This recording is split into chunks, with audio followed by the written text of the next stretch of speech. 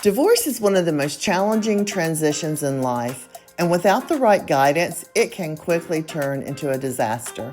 Welcome to Dodging Divorce Disasters, the show that helps you navigate the legal, financial, and emotional pitfalls of divorce before they happen.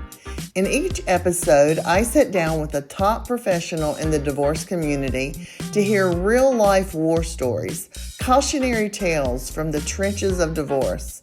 But I won't leave you with just the horror stories. The experts will break down exactly what went wrong and, more importantly, how you can avoid making the same mistakes. Whether you're in the early stages of separation, deep in the process, or supporting someone through it, we are here to help you move forward with clarity, confidence, and fewer regrets. I'm your host, Lori Hawkins, and I am a local expert in divorce real estate. I am so excited to be sharing these incredible professionals with you. Let's dive in. Hello, everybody. Thank you for coming back to another episode of Dodging Divorce Disasters. And I'm excited today because I have a fellow presenter from Second Saturday. That was actually how we met, was through Second Saturday. We have Renee Lawless here. How are you doing today, Renee? It's good to see you. I know. I'm glad to be here. Well, okay. I want you to tell everybody what you do, the name of your company. Is it in person? Can you do things virtual? Just all of that kind of good stuff. Can you explain all that to us? Yes. So I'm a ICF certified coach, which just means that I did my due diligence to go through a coaching training program and took a really hard test, got to tell you. Um, and my specialized training is actually in energy leadership. So basically, the training circumvents on energy, which is, just like physics you've learned in high school. Everything has an energy. The energy leadership coaching really centers around how energy can serve you. So, in times where you are super motivated, right? You get great results on the scale after a diet, and you just feel that energy boost and you capitalize on that. So, the coaching that I do centers on understanding your energy leadership levels when you're normal, when you're stressed, and then really learning to tune into that consciously, right? So, what motivates you to make change? What kind of changes would you like to make? When you use energy to your advantage, you make permanent change. So, you could stick to things, you can get through transitions, divorce being a huge one, right? There's a lot of tactical issues and logistical issues, and it's very draining on a emotional level, right? So, when I work with clients specifically going through divorce as a transition, a lot of what the work we do is really seeing what gets you to the other side, right? Is it being organized? Is it self care? Is it talking to another professional, whether you need a therapist, whether you need a coach, whether you need a friend, right? But it's really recognizing energy and what works for you.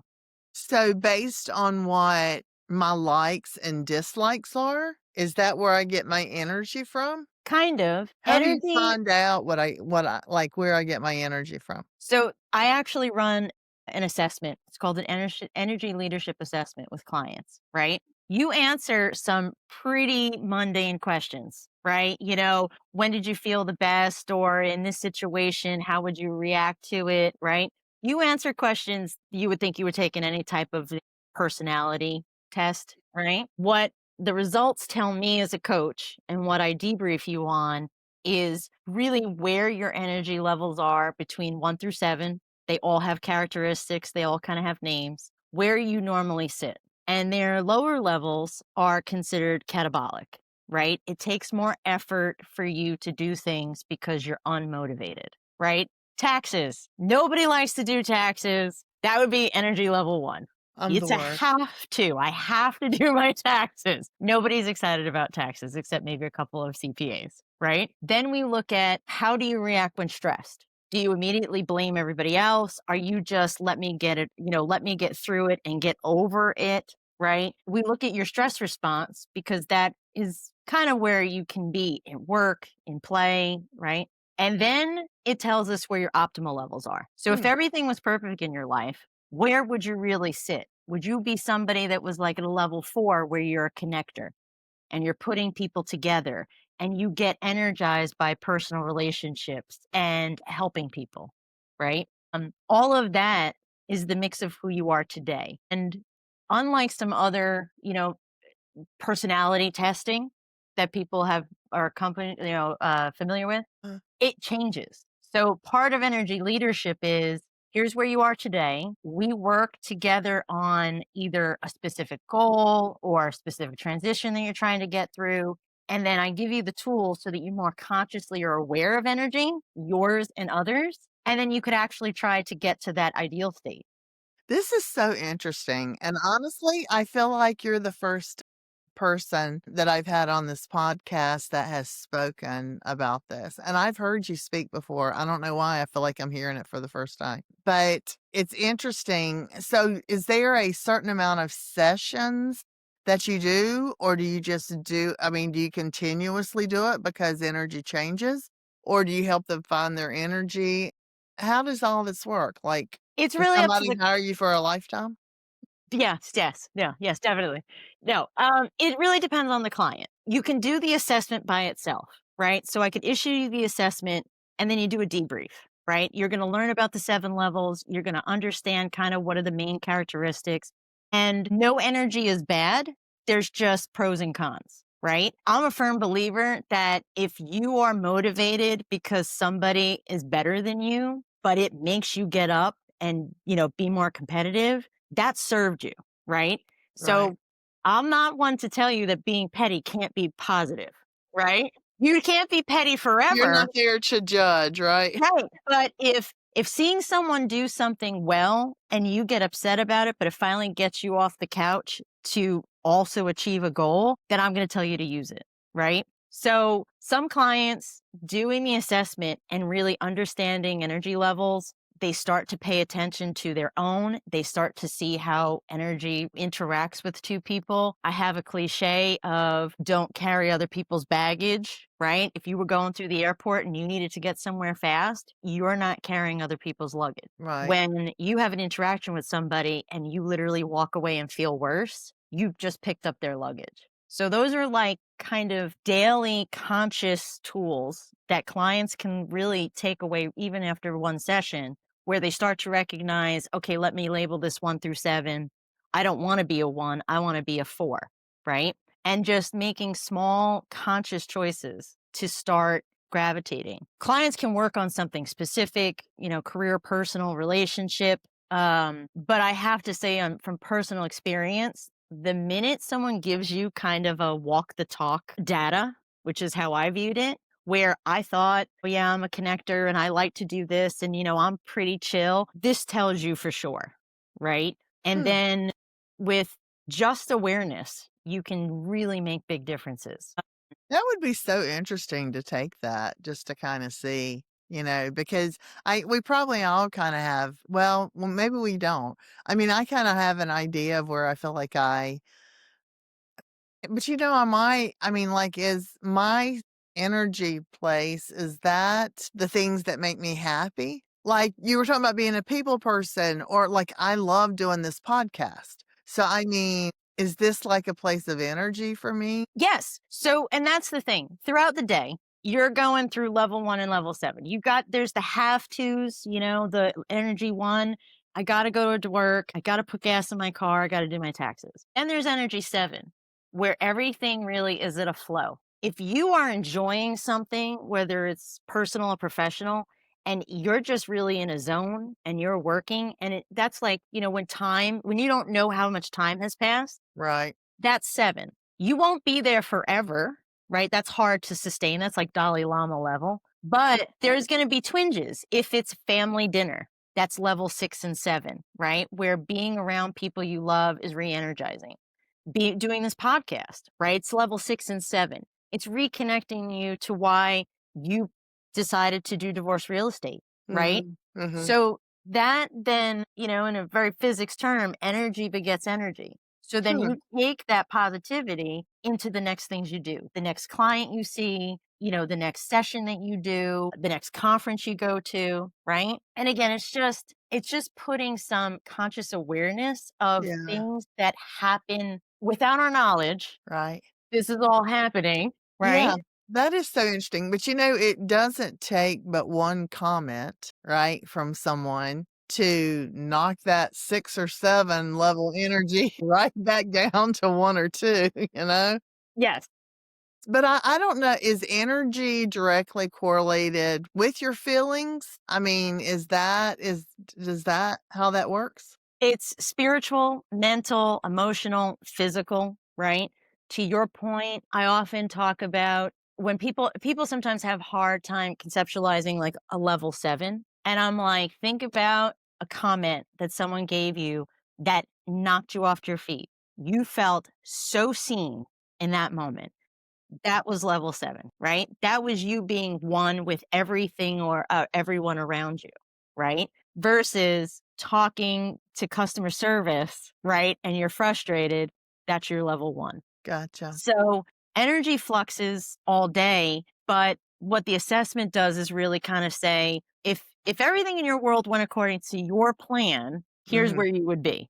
And Right. then when you get stressed, it's how it changes. And then it's through coaching and different techniques and different tools that I really try and empower clients to be a little bit more in control of the energy. So if you are at one of the lower energies, you kind of teach people things to do, like you said, tools and things like that to do that regardless of their circumstances can or situation can bring them back up a little bit, right? Yes. Yeah. The biggest thing that I want anybody to know working with any coach, regardless of wherever they're trained and whatever their niche is we really just help you know what you already know. Mm, I have yes. tips, I have techniques, and I have education, but all I'm doing is asking the right questions because you always know best. Yeah, and we know our lives the best. So, I mean, yeah. No, Yeah. that makes really good sense. I jumped into this much deeper very quickly up front, but it really taught me. It was very interesting. I wanna talk about a fun fact, which I bet takes you up to your level 7 of energy. You said that you love live music, any live music, it really doesn't matter. People don't have to be famous. You attend a lot of concerts, and you attended 2 Prince concerts in 1 week. Yes. Where was it? Was it local? Where was it? Where'd you see him? I'm originally from New York, so I saw him in Madison Square Garden Wow, and then Nassau Coliseum in the same week. And that is amazing. that was the best tax refund money I ever spent, still to this day. And yeah, and then one of the things that I learned myself, because as we go through coach training, we kind of have to be guinea pigs. So we get coached, we do assessments, right? Is that being able to do live, go to live music and experience that and being social, that is a huge, huge energy boost for me, right? Mhm. COVID was hard because I couldn't go. Yeah. COVID was hard because I was just like, I need to be in a group and I need to meet new people and I want to experience the music and the energy that, music brings people together. COVID was hard for me, really for that reason, because Mhm. that is one of my rejuvenators. Yeah. Yeah. Well, and that's it's so funny though how different people are. Because I mean, that's like your 7. A concert takes me to a 1. I'm I have not a heard. I big have heard. I am not a big music fan. I'm not the crowdedness, of it. And now I have been to many a concert, and my daughter drugged me to every One Direction concert back in the days. I mean, I do it, but that definitely doesn't take me up to 7. I would much rather be sitting here doing this podcast to get me to a 7 than a concert, but I think that's neat. I think that's so great. Well, okay, we're on a podcast called Dodging Divorce Disasters. So let's Yes. kind of talk. I love this part of the podcast, and the reason I started it is because all of us that work with people that are going through divorces see them make choices or make decisions that throw them into situations, disastrous situations that they could avoid or dodge if they had made different choices. Do you have something like that that you can share with the listeners? Yeah. It's kind of a mix of different circumstances, including my own, I'll say. I think it goes back to really one of the biggest principles, right, that I mentioned, where you really are working with clients who this point do not trust themselves. Their world has shattered, right? Everything they had planned is now in jeopardy. They don't know what the future looks like. And from an energy standpoint, it's shocking, it's disorienting, right? And there's everything being thrown at them at once. And then usually they're trying to maintain a job and still be a parent and, interact with their friends. Right. And unfortunately, there's also sometimes a lot of secrecy about it, right? They don't want to tell anybody at first. So they're really isolated and they have more questions than answers. So for anybody who deals with clients who are going through divorce, there are really kind of simple coaching techniques that really would help in any industry, right? Yeah. It's really the need to reassure them, right? The reassurance from whatever industry that you represent, where your expertise is, right? Of them understanding they are not the first person, that nothing that they tell you will shock them, that the more that they share, the more you can help, right? Trust is a big issue, right? Because in a lot of divorces, trust is what's been broken. So clients could come to you and it's the first person since this, momentous change that Hmm. they have to trust, and they might have picked you out of Google, and they Right. or right, or they just got recommended and they have never met you before. So that sense of safety, that understanding of, nothing's too crazy a question. You could be worried about the next 5 minutes, and I'm going to make sure you're good for the next 5 years. I think it's kind of giving them a glimpse into you're really more concerned about their long term. Right. You're executing for the short term, but you're trying to protect them for the long term. I think that sometimes we assume we can make changes instantly, and I don't know anybody that can make a change instantly. Right. No, I agree. It's a process. I have just come to learn it can be a long process. And I say this on many of these videos, but money is typically tight through divorces. And just, I remember just trying to pay my attorney was about all I could do. Say you think I cannot pay for her to do my energy level, or I can't Yeah. pay for a financial, CDFA to help me with my financial side and a divorce coach and, just whatever you may feel like you need. But gosh, honestly, if I had it to do over, I would have done all of this stuff. Because, I mean, I worked through it all. It was just like what you said. I mean, you could just be talking about my life because, that's exactly the way I did it. I'm a very private person and I'm not one to go out and I'm not one to get on Facebook and put my whole life story out there and say, what do y'all think? And get, everybody's opinion. I will hold it in and deal with it myself. And so I agree with what you say. In my own personal divorce, I was somebody who always helps everybody else, right? I'm the first one to raise my hand. I will proactively get involved. And then I had a really difficult time picking up the phone and calling my friends of decades and say, so, like, maybe everything wasn't as great as I made it seem. And, now this is happening, right? But I would encourage anyone who's listening to this and people who work with, clients who are going through divorce, you really just have to remind them that they want to help you too. And that was the biggest thing I learned. I learned the minute I picked up the phone and told people I trusted what was going on, there was no end to the stuff that they would do. They checked on me, they came to visit, they provided advice, they provided recommendations, and it was overwhelming, but it was overwhelming in a positive, constructive, and supportive way that made me feel better. Hmm. And it really helped me get through the tough days, right? The beginning is extremely grueling and you answer a lot of questions and you have to find out a lot of data and you're just like, I just want to sit in my bed and cry, right? Right. So I really did have to confront my own, I help everybody else, but nobody needs to help me, right? I had to confront that and it really just it opened up me up to the warmth and the support of others, Right. right? And now I ask them for too much help now. Well, now, is that what kind of got you into this? I mean, how did you get into this? I was experiencing some career burnout. I do technology, always sitting in a cube, and I was kind of getting to the point, it was like 2015, 2016, where I was really burned out. I just really didn't I wasn't loving where I was, more of like a culture standpoint. And I realized that my whole career had happened to me.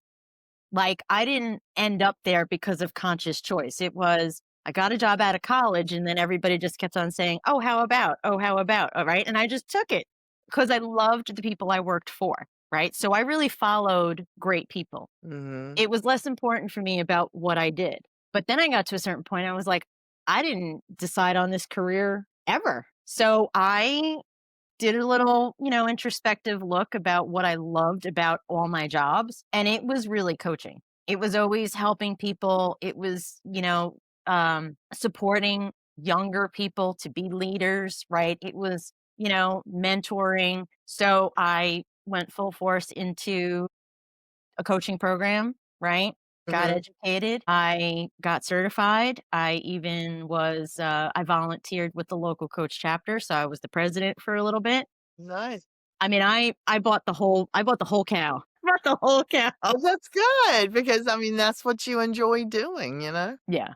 And I think I was the first person surprised just going through coach training how much being in the room with people who were talking always about personal growth and your mindset and, positive affirmations, right? The neuroscience of coaching too. It completely changed my life. Even if I never coached another person after coach training, I walked away with just such a wealth of information. Just my whole life changed. My whole life changed. Aw, that is so good. That was a good move for you to do. Yeah. My kids are not excited because half the time they're always like, stop coaching. But and I'm always like, I can't turn it off now. I know, that's funny. Well, that is so interesting. I might have to pay you just to do one of those analysis on me. I think that would just be so interesting to see. Yeah. It's I loved learning about energy leadership, but then also the fact that there's really like a quantitative profile that Mhm. is issued to you. And when I first took it during training, I was like, I want to see if I walk the talk. I Yeah. want to see if I really am the person that I believe myself to be. Exactly, that's exactly what I'm thinking. I mean, are the things that I think make me happy really what makes me happy? And I love when you do those tests like that, and I mean, it's like you really can't cheat on them because the way they ask the questions, you just answer them because you don't know how they are deriving at their results. So, I love doing stuff like that. Yeah. So, You that's can't cheat. interesting. And the thing is that you can change it though. If you really get results and you're like, I wish my stress response was different. Okay. So you work on it, right? There's Right. actually a It way can in which change. it's not like some, you're a blue bear or a red balloon, right? And they're like, no, you're always going to be that. Right. With energy, it's flexible. It's within your control, right? Right. And the biggest thing is learning to always concentrate on what you can control, right? Versus always feeling like you're just being inundated, right? With stuff that you wish you could change, you can't. Right. So recentering the focus on, okay, that's out there, but what can I do about what's out there? Right. So, yeah. I always enjoy when it's brought to my attention things that I didn't realize about myself. Because I mean, I think there's so much about us that or me that I just do. I mean, it's second nature for me to do these things and I may even think they're fun, but maybe I really don't subconsciously think they're as fun as I think they are. It's just what I always I do. So I love when things are brought in front of me and I'm like, "Oh my gosh," so that I can be more aware. Like people are like, "Oh, read the ingredients on boxes to be aware of what's actually in them if you're trying to find those hidden sugars or whatever it might be. But it's still, to me, it's that kind of thing. It's things that are hid that are really in plain sight, but they might be hidden by, by our mentality of things. And when they're brought to the forefront, you're like, oh my gosh, that is so true. I really don't like doing that or whatever. I don't know if it's so that's interesting. Is there actually anything that we didn't cover that you would want our listeners to know? I think we did a pretty good job. Yeah. No, I think we did good. Well, listen, how can people I'm gonna put something at the end with all your contact information, but if they're just listening, what's the best way for people to reach you if they want to learn about their energy and that kind of thing? CoachLawless.com. So my website has a lot of information, gives more detail about really what constitutes energy, what energy leadership really, consists of. It does explain more about the assessment. And yeah, I work with individuals and I actually, because of having a little side biz, I love to work with solo entrepreneurs and entrepreneurs. It's Mhm. really hard when you decide to maybe make a transition or have a kind of a backup plan for a career. Yeah, And again, it's just like divorce. There's a lot of tactical, logistical stuff. And then there's a lot of doubt. Who would pay me and how do I market? And no one, right? And no one really is ever going to hire me, right? So I do, it's dear to me to work with empowering entrepreneurs, especially women, right? Who are trying to, you know, kind of strike a path right, and for financial stability as well. right. Well, and that's how I became a realtor and then went into divorce real estate, was going through my own divorce and had to get back in the workplace again. So, yeah, exactly. Well, I can't thank you enough for sharing all of this. This has been great. And I know that people are going to get a lot out of this. So I really appreciate you coming on and being a guest today. Thank you so much. All right. We'll talk soon. This podcast is for informational and entertainment purposes only. The information contained herein is not legal advice. If you need legal advice, please seek an attorney.